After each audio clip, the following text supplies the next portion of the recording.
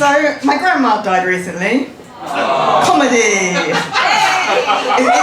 It's fine, she was 97. But I've been doing the whole family history thing, and it turns out my great-granddad was like a really cool guy. Can I tell you about him? Yeah! So he was born in what was Czechoslovakia, and he was like a politician, and he spoke up against the Nazis. Then he had to flee the country, and then his whole family moved here.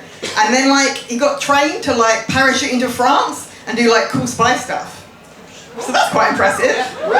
Whereas I'm too anxious to get the tube if it's a bit busy. I think all my genes came from the other side of the family. If you met them, you'd understand my recent autism diagnosis. We had a family wedding in the summer, and I thought it was going to be comedy gold, but it was actually just a really nice day, so that was disappointing. But my uncle didn't completely let me down. He came up to me and said, "I don't think autism is real." I hadn't asked him. And I was like, "Okay, why?" He said, "Everyone at his work had done an online autism test, and he said they all have it. Anyone like to guess what his job is?" IT? No, much more autistic than that. He makes train timetables. Yeah, so that explains that one. But back to the cool parachuting granddad. So, I went through the skydiving phase. You know the skydiving phase that we all have? You know, the skydiving phase? No? I did over 300 skydives for literally no reason. And also, let's be honest, it's funny because I'm fat. So I did that for a while, and then I broke all my bones when I was showing off, and then it became less fun anymore. But on a brighter note for me, I'm less fat than I was, so that's good. In the last year, I've lost 37 kilograms, that's 6 stone. And we decided that, as a society, that we don't talk about women's bodies anymore. And obviously that's a good thing. But also, I've lost a third of my body weight and I want some attention. So there's a risk that, if you compliment someone on their weight loss, you'll find out they have cancer. But that's a risk I'm willing for you to take. So you're probably wondering how I lost the weight. You probably think I cheated. Yes, I did. Weight loss injections. Yeah! But they're so awful that I still think I deserve some attention for it.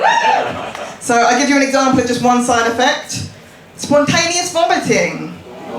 If you don't know what that is, you're a very lucky person. You know that feeling you get when you're going to throw up? And it's an awful feeling, but also a useful feeling? My life has so much more jeopardy now. And you in the front row, you're in the splash zone, it could go horribly wrong. I'm looking at my hand, I haven't written anything on my hand. So I've been trying to eat healthier for obvious reasons. And it's a really important issue I want to discuss with you, and that is tender stem broccoli. Do we like tender stem broccoli? You guys disgust me, it's the worst thing there ever was. So I've been getting HelloFresh. So what that is you pay lots of money to specifically not get much food, and somehow that's better. So how it should work is you get a big list of options, you pick them and they send them to you. But if you're bad at life, like I am, you get the default every week. And the default is always tender stem broccoli. My 2 issues with it is, it's the most arrogant of all the vegetables.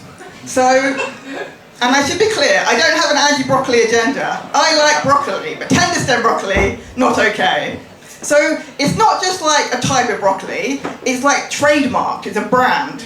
I listened to a podcast that was sponsored by tender stem broccoli. Who gave them that power? It's like in the old day when football teams were sponsored by milk. Just general milk. But the real issue is that the stems aren't tender. Yes. How did they get away with that? If it was anything else, if I went to you and went, would you like some seedless grapes? And they were full of seeds.